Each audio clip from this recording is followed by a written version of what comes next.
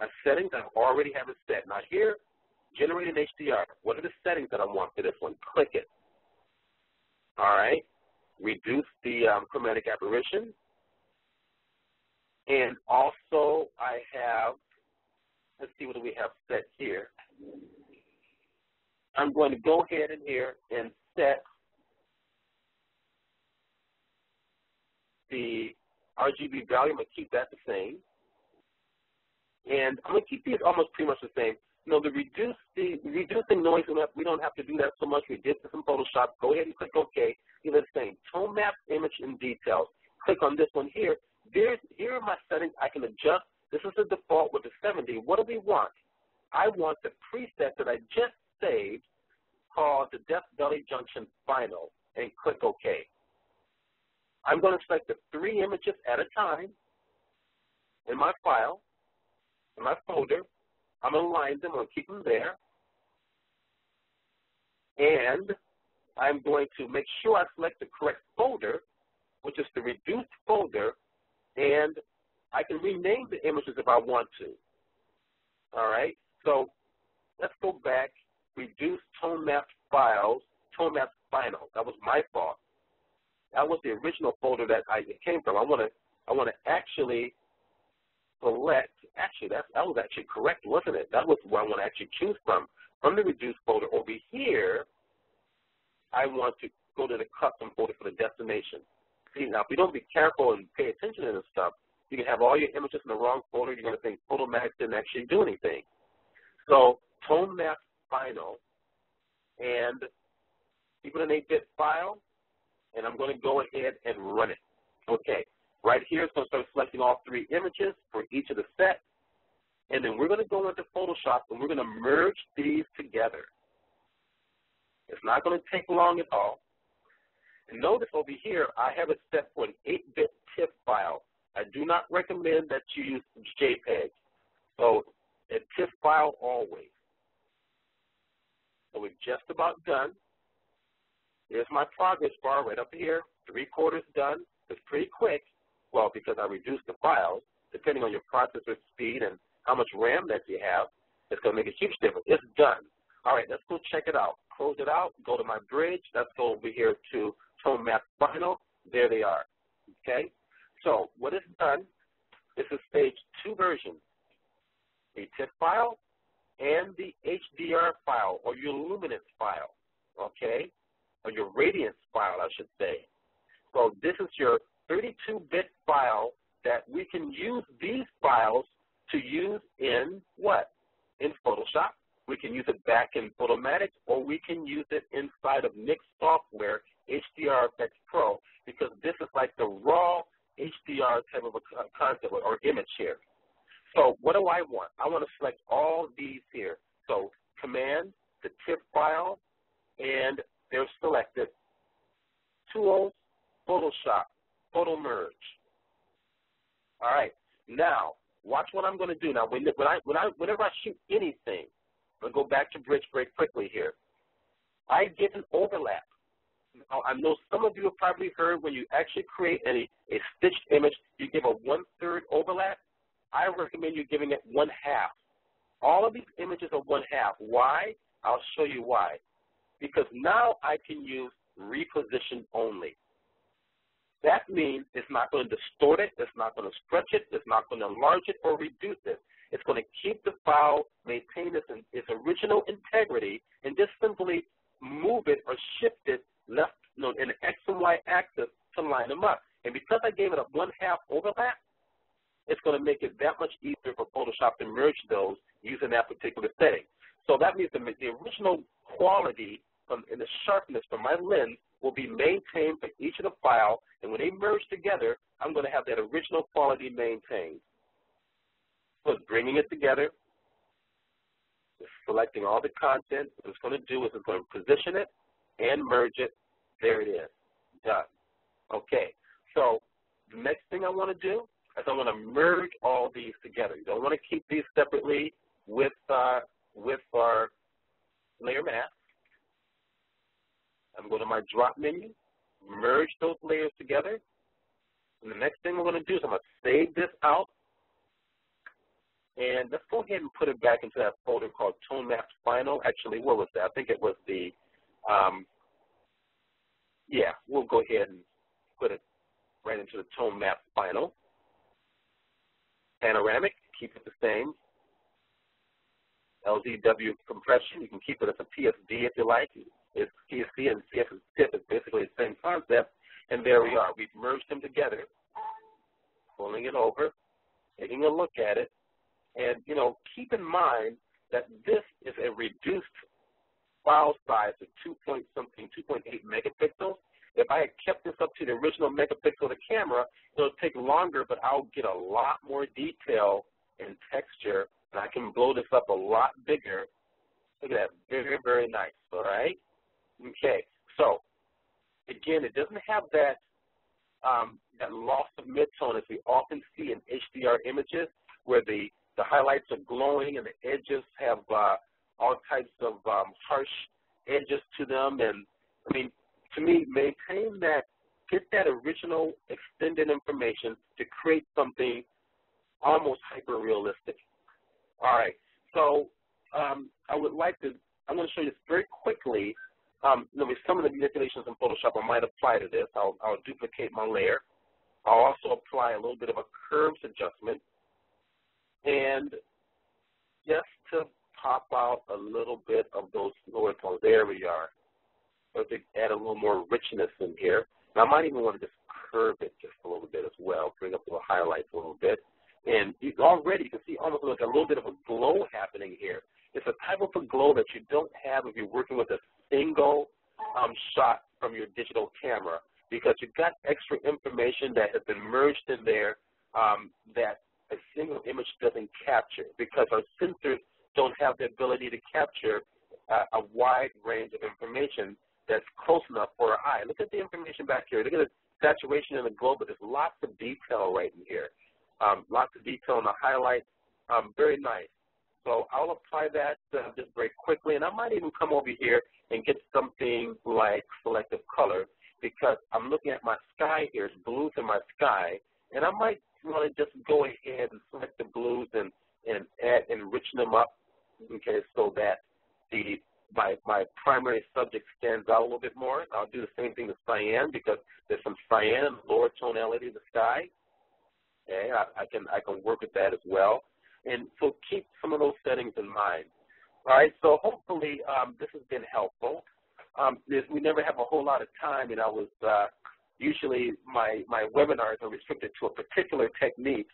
This one was a little more extended between Photomatix and Photoshop, but I think this gives you a little bit of an idea of how I work. And just the importance of using values to work from a black and white information from the get-go, and getting used to creating black and white. If you can create a dynamic black and white that snaps out on the photograph every time, your color is going to be magnificent, okay? So keep all that in mind. So I think there's some questions that you guys have probably submitted. Yeah, hi, Stephen. Here is our first question. Okay, here's our first question. Why use Photomax Pro over Unified Colors HDR Exposed 2? Over Unified, okay, say that again? Sorry, why use Photomax Pro over Unified Colors HDR Exposed 2? Okay, so I'm not too familiar. I'm assuming that's a program. I'm much more familiar with Photomatix, Photoshop, as well as HDR Effects Pro. I know there's a variety of other programs out there on the market, but out of all the programs that I've tested, and I'm hoping I'm answering that, I'm addressing this question correctly. And there was another question that came up too, and I should probably address that. It just popped off my screen.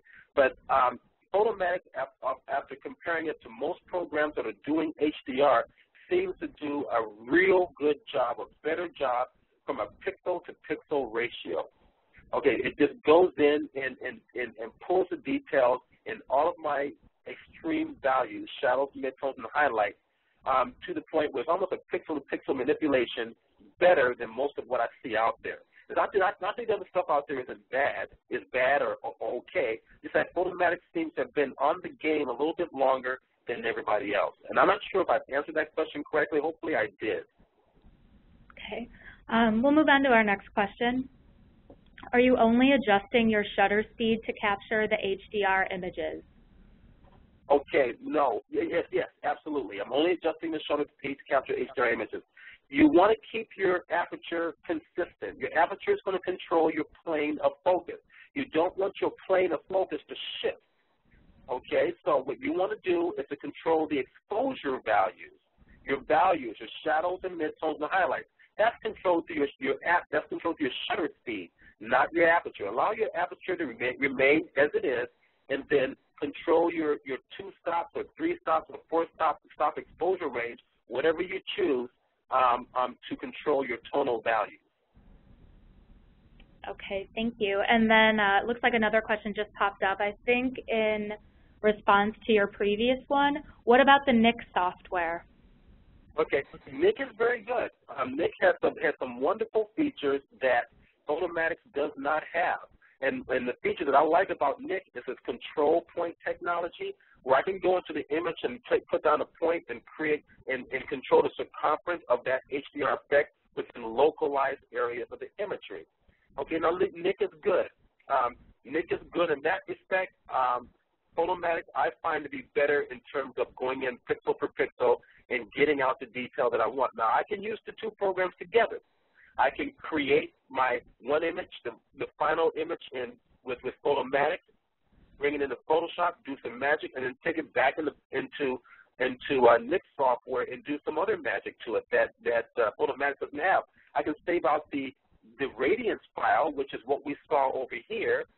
When we save those in the reduced folders, let's go back, and these files here, I can take these radiance files that was created in Photomatix and actually bring them into Nik Software and let it use this magic within the 32 bits of information. So Nik, I usually use Nik in combination and constantly experimenting with all this. We didn't have enough time for me to really go between 3 different programs.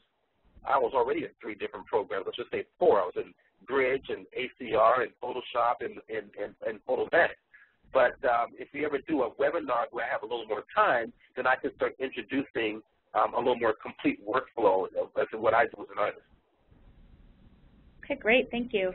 Our next question is, are you familiar with Aperture? If so, yes. How is it different from Photomatix? Okay, Aperture is a database management program. I'm not familiar with it being an HDR manipulation program. Aperture is basically the first one on the scene to be our Lightroom program is basically Aperture. Aperture was the first. Adobe challenged them with Lightroom. So Lightroom and Aperture is basically the same concept. Neither of the programs that I'm aware of would do HDR inherently. They have a lot of plugins.